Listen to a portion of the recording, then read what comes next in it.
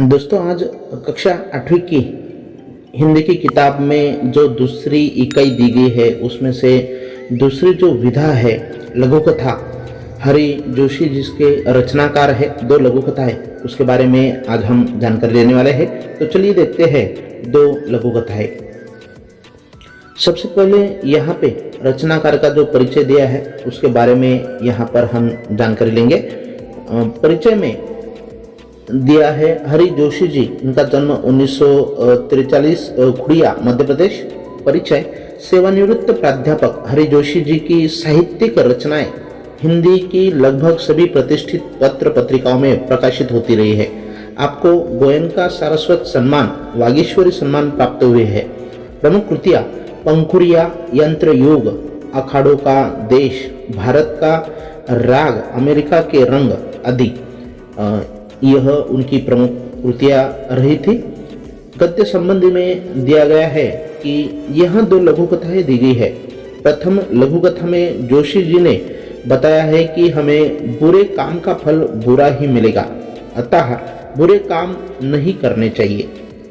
दूसरी लघु कथा में आपने समझाया है कि कठोरता की अपेक्षा विनम्रता अधिक महत्वपूर्ण है। घमंडी का सिर हमेशा नीचा होता है, अतः हमें घमंड नहीं करना चाहिए। तो यही बात दोनों लघु कथाओं के माध्यम से वे हमें बताने जा रहे हैं। तो चलिए देखते हैं पहली लघु कथा जो यहाँ पे दी गई है। पहली लघु कथा है नींव। यह उसका शीर्षक है।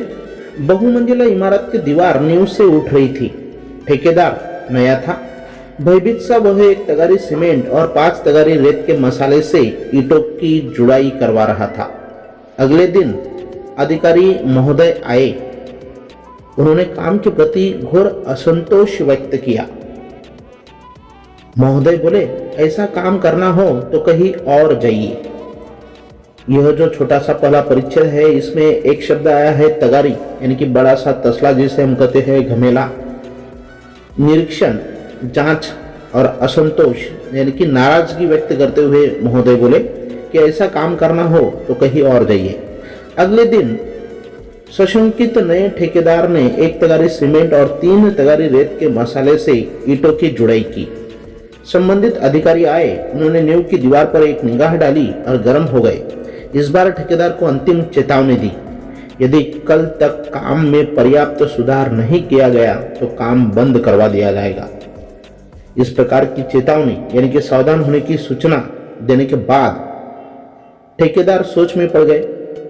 जब नए ठेकेदार की समझ में बात नहीं आई तो उसने एक अनुभवी ठेकेदार से इस समस्या पर उसकी सलाह ली। अनुभवी ठेकेदार ने बताया कि ये महोदय रिश्वत चाहते हैं, इसीलिए काम में कमी बता रहे हैं। नया ठेकेदार ईमानदार था। वह रिश्वत देने लेने को अपराध समझता था। उसने भ्रष्ट अधिकारी को पाठ पढ़ाने का निश्चय कर लिया। अगले दिन अधिकारी महोदय निरीक्षण करने आए। ठेकेदार ने उन्हें रुपयों से भरा लिफाफा पकड़ा दिया। अधिकारी प्रसन्न होकर जैसे ही जाने लगे वैसे ही एकाएक वहां उच्च अधिकारी आ गए। अधिकारी महोदय रिश्वत लेते हुए रंगे हाथों पकड़े गए।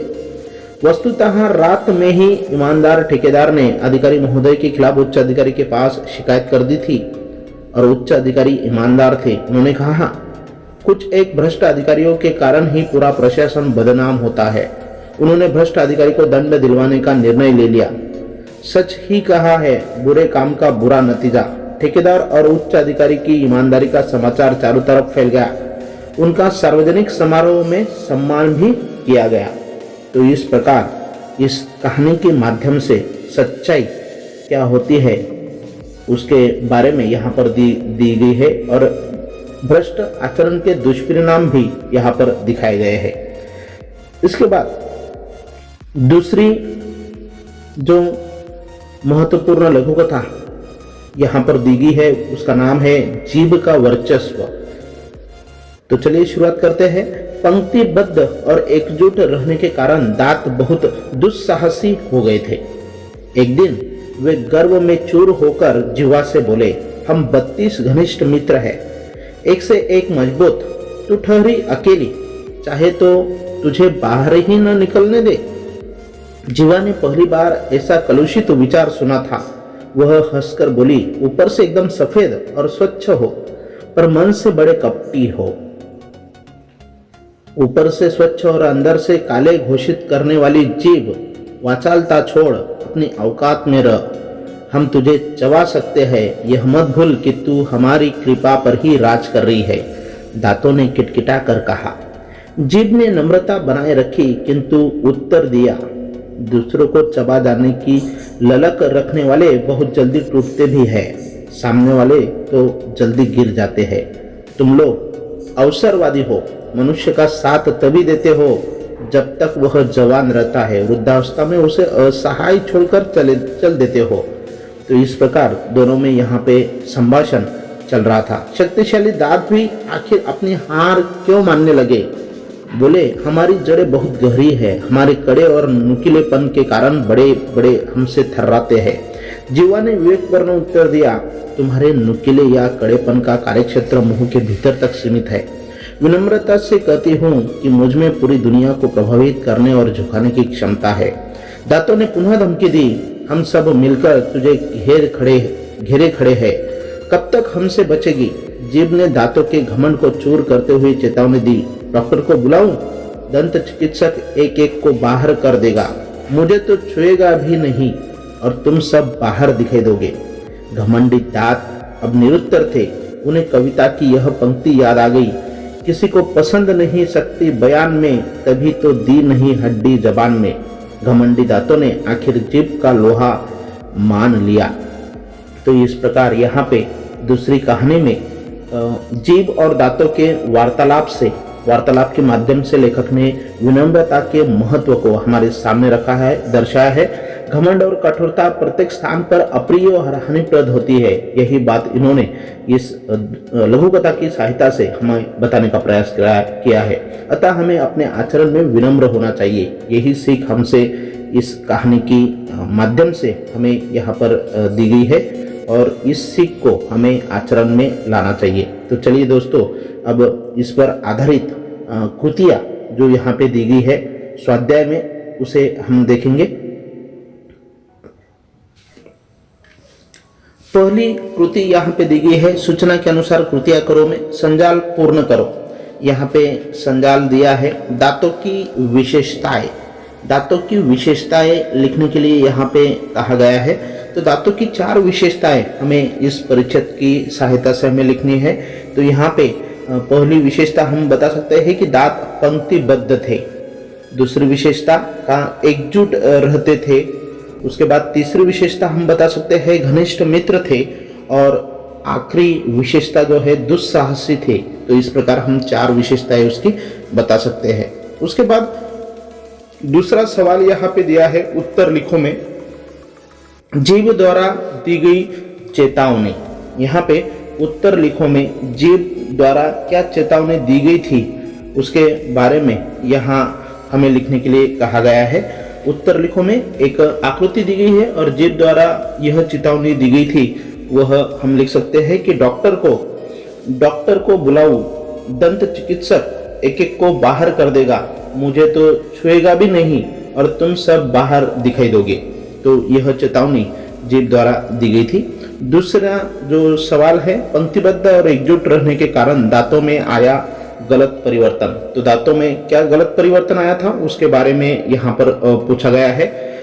पंक्तिबद्ध और एकजुट रहने के कारण यह परिवर्तन उनमें आया था। पंक्तिबद्ध और एकजुट रहने के कारण दांत बहुत दुस्साहसी हो गए थे, इस प्रकार हम लिख सकते हैं।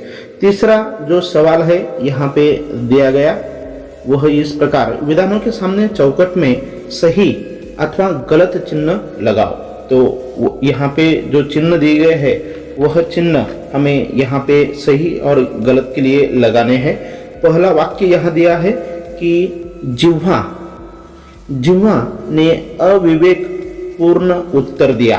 तो यह जो वाक्य है यह गलत है, ऐसा हम बता सकते हैं। जिह्वा ने विवेकपूर्ण उत्तर दिया था, इसलिए यह गलत वाक्य है। दूसरा वाक्य है दांत घमंडी थे, तो यह सही वाक्य है क्योंकि दांत घमंडी थे, यह हमने यहाँ पे देखा है। तीसरा वाक्य है सभी अपराधियों को नियमानुसार सजा नहीं हुई।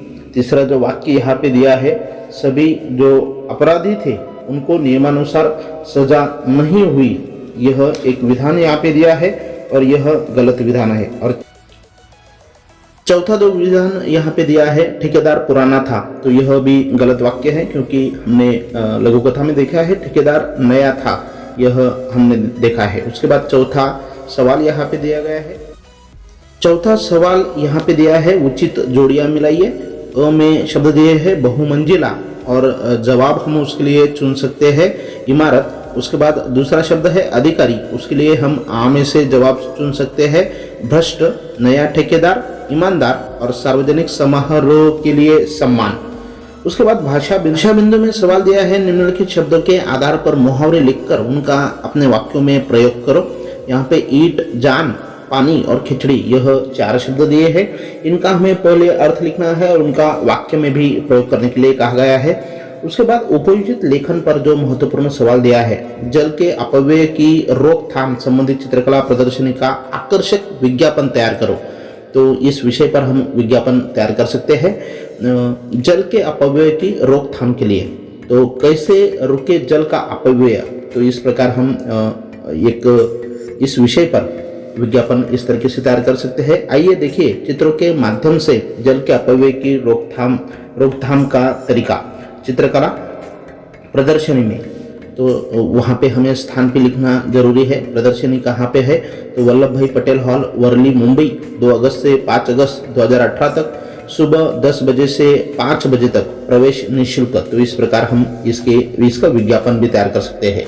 स्वयं अध्ययन के लिए सवाल दिया है किसी ग्रामीण और शहरी व्यक्ति की दिनचर्या की तुलनात्मक जानकारी प्राप्त करके आसपास में चर्चा करें। तो इस प्रकार यहाँ पे इस विधा पर आधारित 2 लघु कथाएं, इस विधा पर आधारित आज हमने हरि जोशी द्वारा रचित इस विधा को आज हमने इस शैक्षणिक वीडियो के माध्यम से समझने का प्रयास किया है। उस पर आधारित कृतियाँ भी हमने यहाँ पे देखी है। तो आप लोगों को जरूर यह वीडियो अच्छा लगा होगा तो जरूर इसे लाइक कीजिएगा और ज़्यादा से ज़्यादा अपने दोस्तों तक इसे शेयर कीजिएगा। धन्यवाद।